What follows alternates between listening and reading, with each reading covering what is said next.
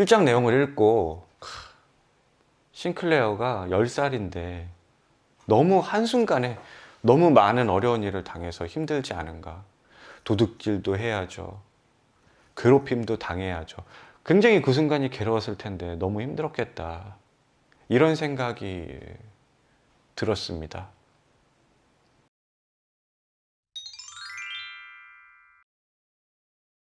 오늘부터는 헤르만 헤세가 1919년에 에밀 싱클레어라는 필명으로 발표한 데미안이라는 책을 읽고 얘기 나눠보는 시간 갖도록 하겠습니다. 오늘은 1장을 읽어봤는데요. 1장 내용이 시작되기 전에 주인공 에밀 싱클레어가 이 책이 어떤 방향으로 진행될지에 대해서 써놓은 글이 먼저 시작됩니다. 자신이 어떤 방법으로 어떻게 해서 진정한 인간으로 거듭나게 됐는지 거기에 대한 내용을 이 책을 통해서 한번 풀어보겠다. 그런 내용이 적혀 있습니다. 그러면서 이제 인간이 동물과 어떻게 다른지 그런 내용도 간략하게 소개가 되어 있습니다. 1장의 제목은 두 세계인데요. 에밀 싱클레어가 10살 때 일부터 시작하게 됩니다. 10살의 에밀 싱클레어에게는 두 세계가 존재했습니다. 어머니와 아버지, 착한 누이 두 명이 속한 선한 세계, 그리고 그 외의 세계, 그 외의 세계는 어두운 세계, 이렇게 두 세계가 존재하죠. 싱클레어는 이 두 세계 중에 당연히 선한 세계에 속하는 아이입니다. 하지만 때때로 그 어두운 세계를 궁금해하면서 기웃기웃거리는 그 정도의 아이였죠.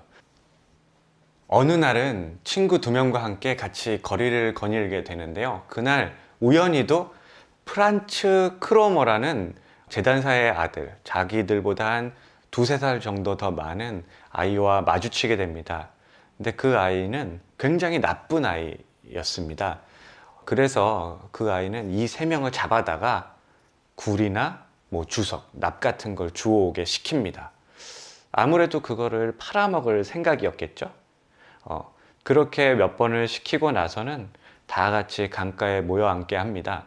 그리고 아이들한테 자신이 어떤 악행을 저질러 왔었는지 얘기를 시작하게 되죠. 크로머가 그런 얘기를 하고 난 뒤에 나머지 친구 두 명도 아무래도 그런 얘기를 했던 것 같습니다. 그런데 싱클레어에게는 그러한 경험이 없었죠. 그래서 싱클레어는 할 얘기가 없이 가만히 앉아 있었는데 보아하니 크로머가 얘기 안 하면 자기를 괴롭힐 것 같았던 거죠. 기지를 발휘해서 얘기를 하나 지어냈습니다. 물방앗간 소유의 과수원집에서 사과를 서리한 얘기를 막 정말 실감나게 꾸며낸 거죠. 얘기가 다 끝나고 나서 크로모가 이렇게 물어봅니다. 싱클레어, 너 이거 진짜야? 신한테 맹세할 수 있어? 이렇게 물어보죠. 싱클레어는 겁이 났을 것이고 어린 아이고 하니까 그냥 그때 당시의 상황을 모면하기 위해서 맞아, 신께 맹세할 수 있어, 이렇게 말해버리고 맙니다. 어떻게 보면 이 부분이 싱클레어가 실제로 계속 기웃기웃 거리기만 했던 어두운 세계에 처음으로 첫 발을 내딛는 그런 순간이 되는 것 같습니다. 그렇게 해서 얘기가 다 끝나고 이제 늦어서 집에 가야 될 시간이 돼서 집에 가겠다고 하는데 크로머가 싱클레어를 놔두지 않고 싱클레어 집까지 쫓아가죠. 집 앞에서 싱클레어에게 이렇게 얘기를 합니다. 야, 너 나한테 이 마르크 안 가져오면 경찰한테 이를 거야. 너 그거 사실이라고 그랬잖아. 그러고는 내일 11시까지 시장으로 이 마르크를 가지고 와라. 그렇지 않으면 너를 경찰에 신고하겠다. 이러고는 사라지죠. 싱클레어는 겁이 났죠. 그래서 어떻게 하든 해결해 보려고 하는데 방법이 없습니다. 그냥 두려움에 쌓여 있는 상태에서 그날이 지나가고 다음날 오전에 너무 힘들었던 나머지 그 두려움 때문에 토를 하고 학교를 못 가게 됩니다. 학교를 못 가게 됐지만 11시까지는 시장에 돈을 가져가야 되잖아요. 근데 갑자기 싱클레어한테 그 생각이 든 거죠. 아, 엄마 방 책상에 내 저금통이 있는데 거기에 돈이 들어있을 거야. 그래서 그걸 훔치기로 결정을 합니다. 본인의 돈이긴 하지만 10살 아이잖아요. 그 돈은 엄마가 관리하고 있는 거니까 당연히 그건 도둑질이죠. 근데 거기에는 65페니가 들어있다고 적혀 있습니다. 1마르크 35페니가 모자란 셈이죠. 어쩔 수 없이 그걸 가지고 크로모한테 갑니다. 그런데 크로모는 당연히 만족스럽지 않죠. 이틀 뒤에 휘파람을 불면 그 휘파람 소리에 맞춰서 돈 다 가지고 나와. 그러죠. 이 휘파람이 얼마나 싱클레어한테 굉장히 무서운 소리였겠습니까? 그 소리를 상상만 해도 막 괴로운 상황이 이제 시작된 거죠. 결국은 또 다른 도둑질을 하게 되죠. 근데 한 번에 갖다 줄 수 없으니까 몇 주 동안 계속해서 그런 괴롭힘을 당해가면서 크로머에게 돈을 갖다 바칩니다. 그런 나날들이 계속 되는 겁니다. 얼마나 힘들었겠습니까? 이렇게 1장 내용이 끝납니다. 1장 내용을 읽고 싱클레어가 10살인데 너무 한순간에 너무 많은 어려운 일을 당해서 힘들지 않은가. 도둑질도 해야죠. 괴롭힘도 당해야죠. 굉장히 그 순간이 괴로웠을 텐데 너무 힘들었겠다. 이런 생각이 들었습니다. 1장 내용은 여기까지입니다. 그럼 지금부터는 제가 선택한 피킹 센텐스들을 함께 살펴보고 얘기 나누는 시간 갖도록 하겠습니다. 첫 번째 피킹 센텐스부터 살펴보도록 하겠습니다. 첫 번째 피킹 센텐스는요, 9페이지에 있습니다. 일찍이 그 어떤 사람도 완전히 자기 자신이 되어본 적은 없었다. 그럼에도 누구나 자기 자신이 되려고 노력한다. 더러는 결코 사람이 되지 못한 채 개구리에 그치고 말며 도마뱀에 개미에 그치고 만다. 그리고 더러는 위는 사람이고 아래는 물고기인 채로 남는 경우도 있다. 그러나 모두가 인간이 되라고 기원하며 자연이 던진 돌인 것이다. 여기까지인데요. 이 부분을 읽으면서 작가가, 헤세가 또는 싱클레어가 인간에 대한 생각을 저한테 뭔가 좀 다르게 깨닫게 해준 문장이라는 생각이 들었습니다. 그게 뭐냐면 이때까지 우리는 인간은 다른 동물과의 차이가 뭐냐 이렇게 물었을 때 생각하는 동물이다 라고 얘기를 했는데 저는 솔직히 그 부분이 완벽하게 이해되진 않았거든요. 받아들여지진 않았거든요. 왜냐면은 제가 봤을 때는 개도 생각하는 것 같고 고양이도 생각하는 것 같고 돌고래 같은 경우는 뭐 어린아이만큼 똑똑하다고 하잖아요.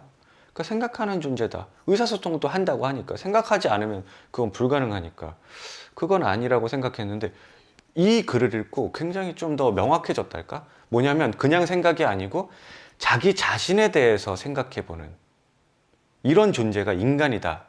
자기 내면을 파헤치고 자기 내면을 연구하고 자기 자신이 진짜 자기 자신이 되어가는 이런 존재가 인간이다 라는 얘기를 좀 더 굉장히 간결하게 잘 표현한 문장이다 이런 생각이 들어서 첫 번째 피킹 센텐스로 이 문장을 선택해 봤습니다.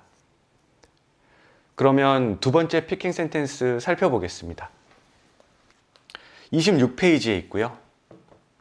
나는 내가 아버지보다 우월하다고 느꼈던 것이다.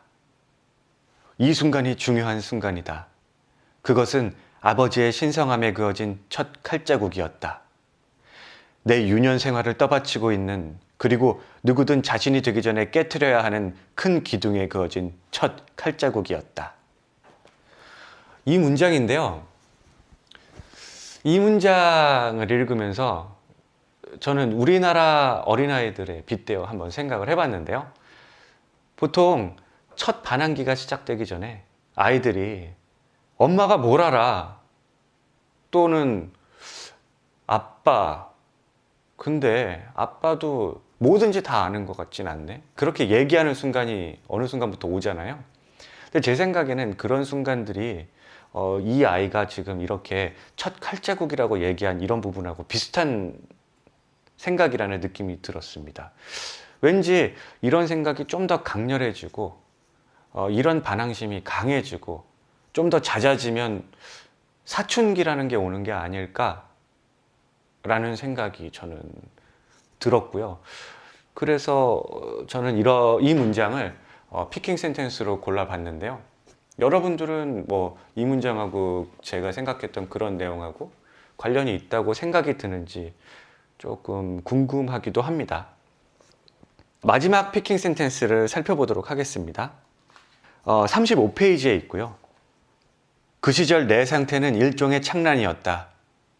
우리 집안의 정돈된 평화의 한가운데서 나는 소심하게 그리고 고통받으며 유령처럼 살고 있었다. 다른 사람들의 생활에 관여하지 않았다. 잠깐이라도 자신을 잊는 일은 드물었다.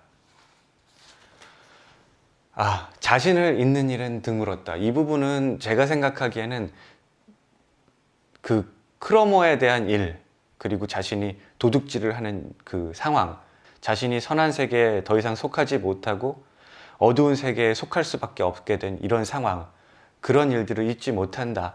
이런 내용을 얘기해 놓은 것 같다는 생각이 들었는데요.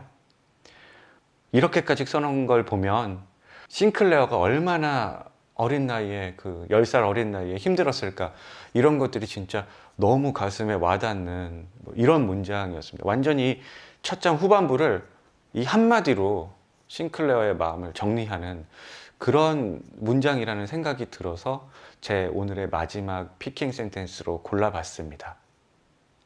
오늘의 피킹 센텐스는 여기까지고요. 다음 시간에는 2장을 읽어보고 함께 얘기 나눠보는 시간을 갖도록 하겠습니다. 그럼 구독, 좋아요 부탁드리고요. 주변 분들에게도 추천 많이 부탁드릴게요. 댓글 남기시고 싶은 분들은 여기 밑에 댓글 남겨주시고 제 블로그도 방문해 주시고요. 그럼 다음 시간에 뵙도록 하겠습니다.